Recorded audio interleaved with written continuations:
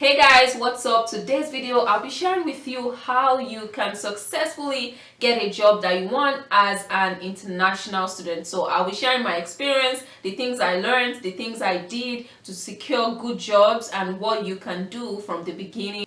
So let me know in the comments right now, what country are you looking to move to and what kind of jobs are you looking for? Maybe there's someone in the comments that could help, but put yourself out there in the comments and I'll also take a look and answer you. If you also have any questions about getting a job as an international student, moving into another country, navigating the whole job market there, let me know in the comment section. Let's have a conversation about this and I'll answer all your questions in my next videos, and I'll also answer you in the comment section. So feel free to ask all your questions, put yourself out there. Let's know what kind of jobs you're looking for, what country you're looking to move to, and the kind of industry you're looking to go to in those countries. So as you will notice in this video you're about to watch, I did an Instagram live session today where I answered a lot of questions that international students that are on my Instagram have about getting a job in a new country, in Canada, in the US, in Australia.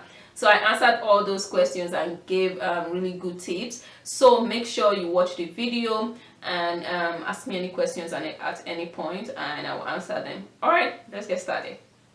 I already asked that you guys send me questions beforehand, so I'll start with those questions and then you guys can ask more questions. But before we get started with questions, let's even talk about some tips or things you should do from the beginning if you are looking to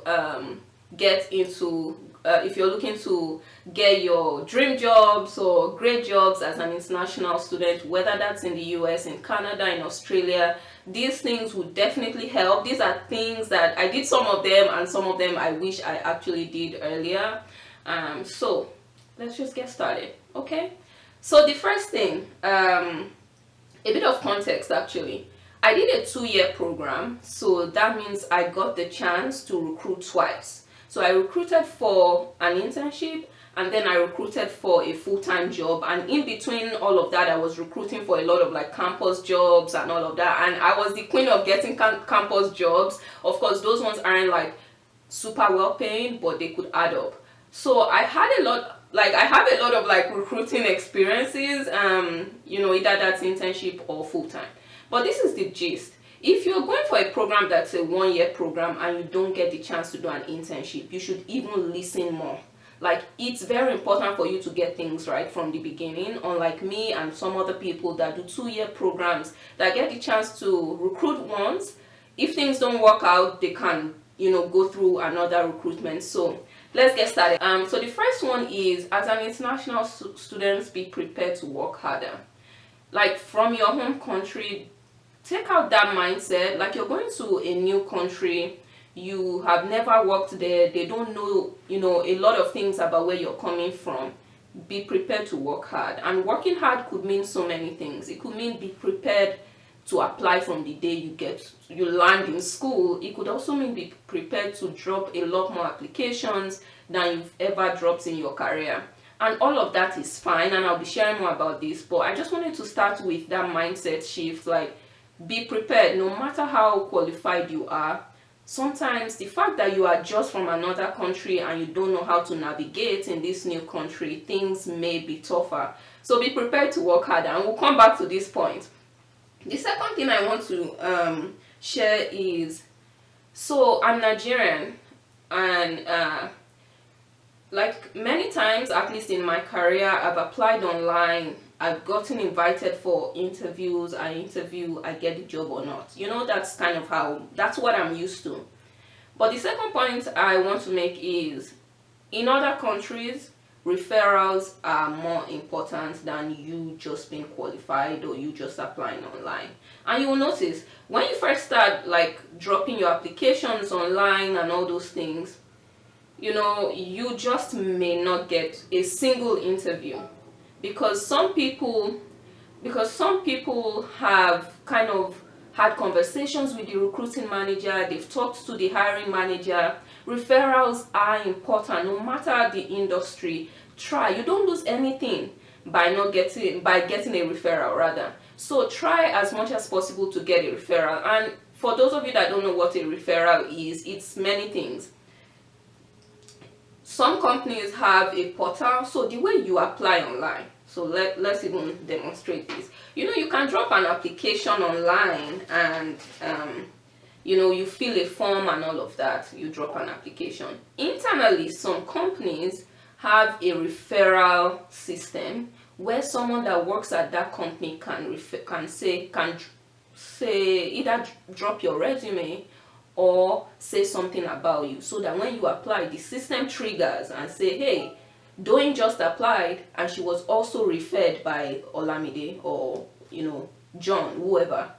If you like, let me know, like, you guys should comment, let me know if you understand what I'm saying. The way referrals work, a company like Google, let's use Google as an example. Let's say they put out a role. On average, maybe 30,000 people will apply for that role. But on average as well, maybe only 100 people will get a referral. So when you apply and you already have a referral from someone internal, it triggers their recruiting system that Doyin has applied and Doyin has a referral. Once you have a referral, you have a much higher chance of getting that job. So make sure wherever possible, this is like you're going to Canada, you're going to, and some companies don't have a system, they don't have like an automated system for referrals, but they have almost every major company has a referral system, even if that's a small company.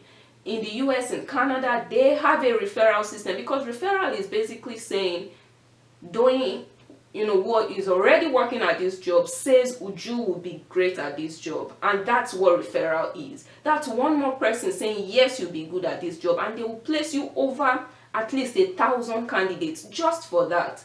So wherever, and this is something that, at least from my home country, I didn't learn how to get referrals. I didn't even know how to ask people for referrals. I didn't even know, when you've referred me, am I supposed to see something? Am I supposed to know something?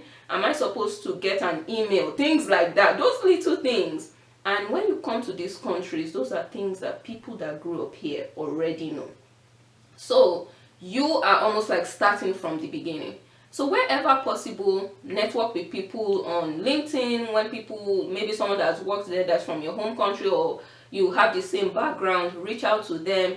Don't think you just go to Canada and apply for a job online and they'll just invite you for an interview. So the third point is, and this is something that many international students don't do, build a portfolio from school.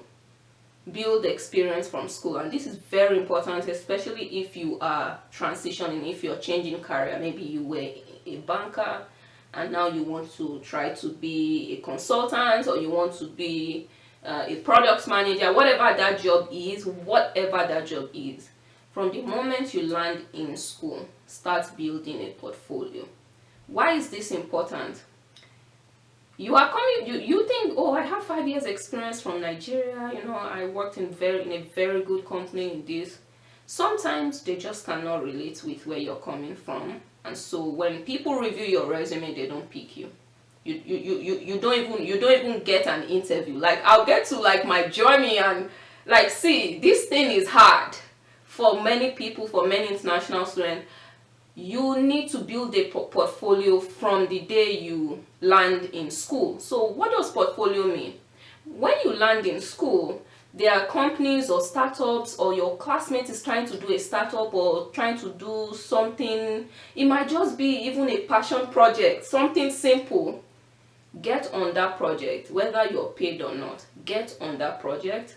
And if you're going to be recruiting for, say, a product manager role or a project manager role, start helping that your friend as a project manager, if you get what I'm saying. Start building that portfolio, even if it's a small company, even if it's a student-run company. Start building that portfolio. Start, working on that kind of role for a smaller job or for one of your classmates.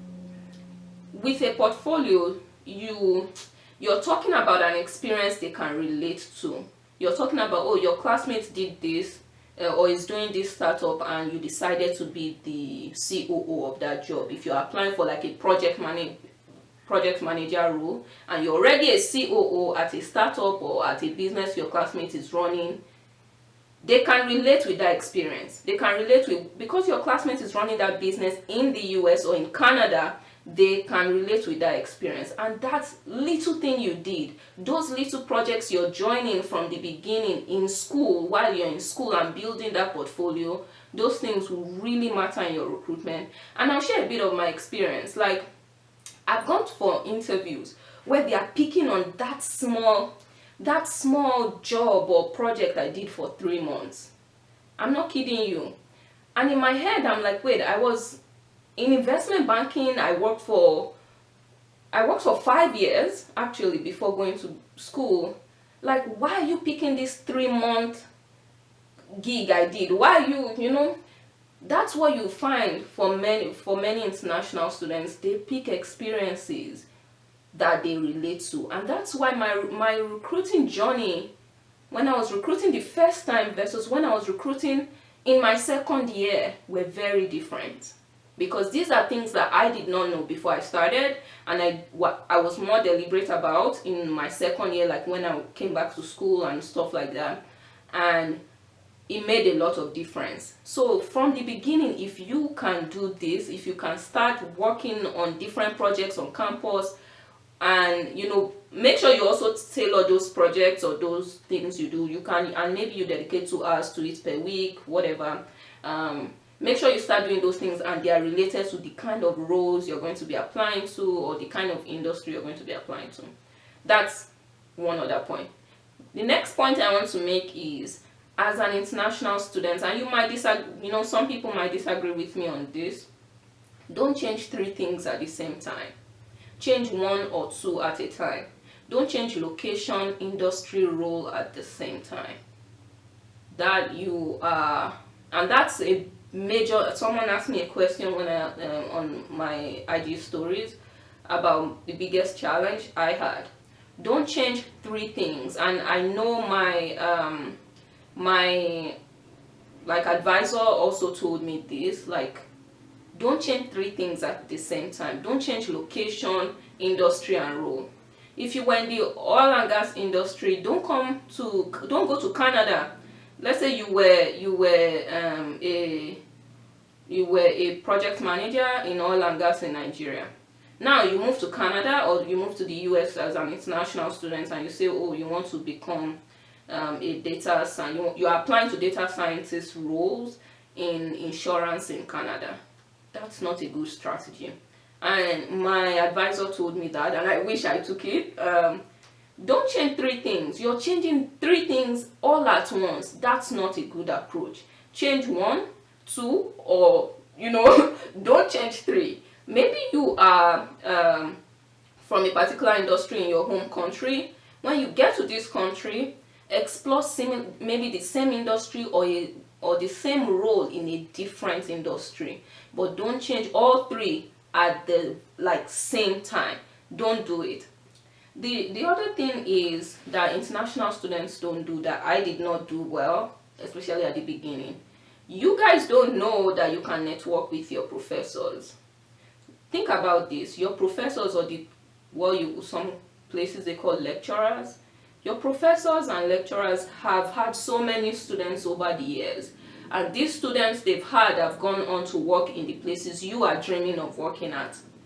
So in class, because of cultural differences, and we'll come back to this, but because of cultural differences, many international students don't even speak up in class, and I'm one of them. Like, if I don't have something really great to say, like, why am I speaking up? By speaking up in class, they begin to create this mental note about doing, oh, that girl that the lady that gave that very nice perspective, or that argued about this, or that did this. But because we're from a different culture, we don't even know how to disagree publicly. We don't know how to give perspective publicly, or we don't know how to give a counter opinion. And all of those things, you notice that your classmates will do a lot of that. They do a lot of talking, they do a lot of explaining, disagreeing, all those things.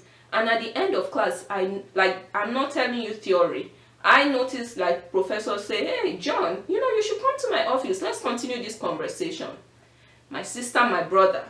That's how that professor ends up connecting John to his former student who now works at Microsoft, where John really wants to work, and that's how John got the job. So the point is, if you are not doing, and I did not do it, like I'm an introvert, maybe you guys disagree or not, like I'm an introvert, and if I don't have a very important point to say, I don't say it. I'm not a let's all of us just be talking in class, and that hurt, it will harm you. Give an opinion, even if it's to say, excuse me professor, I just wanted to say that I really agree with what Doyin just said. I think that point further buttresses this and that.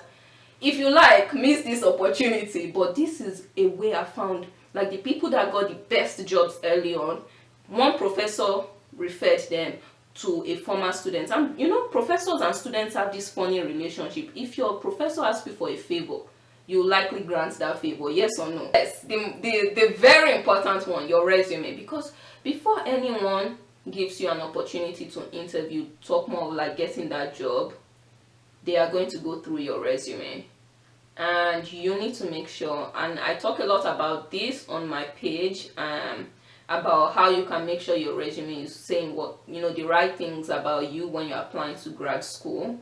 And I review resumes for my clients, and this is very important, and this is something that many people just don't pay attention to.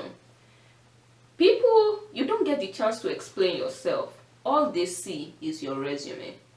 They don't give you a chance to explain some of those things. So can someone pick up your resume and want to truly give you a job? Now, when you move to Canada or when you move to the US, you are now competing with people that are schooled in Canada, that have lived their whole lives in the US, people that know the system, people that have had experiences and all of that. Now, you are competing with people that you don't even know where they are from, Can your resume really compete with those people?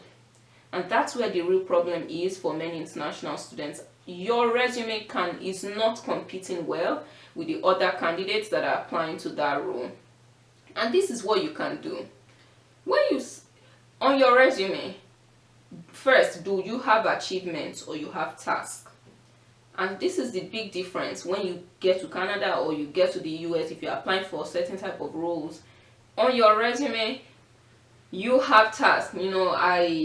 I was keeping record for the accounting department. That's not someone that is your classmate that did the exact same thing will write it a different way. Let the record keeping process for a multinational. Even if you read those two, who are you going to invite for an interview? So let me know if you guys understand this. Like, just comment and let me know if you guys get these points. But the thing is, fill your resume with achievements. I've said this too many times, so let's move on from that, right? Then there are also keywords, and there's a way you can optimize your resume such that even companies that use these softwares and things like that, you still stand a chance. And that's conversation for another day.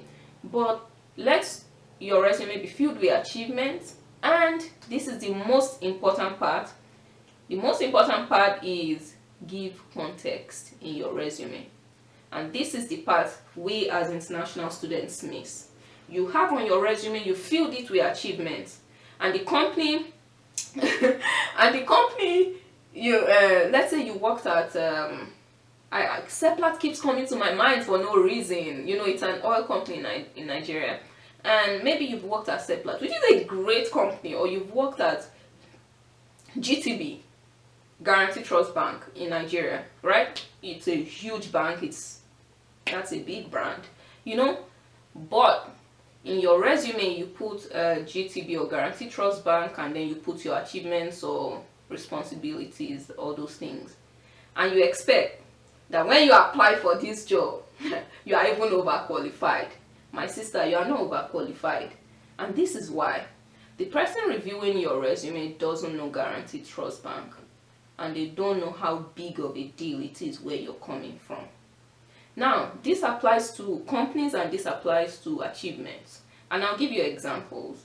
When you write Guarantee Trust Bank, what you should put at the end of Guarantee Trust Bank is the biggest bank in Nigeria. by assets or by, you know, customers or by this. Why? The difference between you and the person that didn't put that, it's a big difference now. Because now the person reviewing your resume can say, oh, this is the equivalent of maybe Bank of America. So I hope today's video was useful. If you like today's video, give this video a thumbs up right now, click the like button below, and also subscribe to this channel because I share a lot about getting into grad school, recruiting in grad school, and, you know, just navigating the whole process. So make sure you click that red subscribe button, and if you have any questions at all about grad school, about recruiting as an international student and all of that, right now go to the comment section and ask me, and I'll answer your questions. Alright, I hope you liked today's video. Make sure you look out for my next video.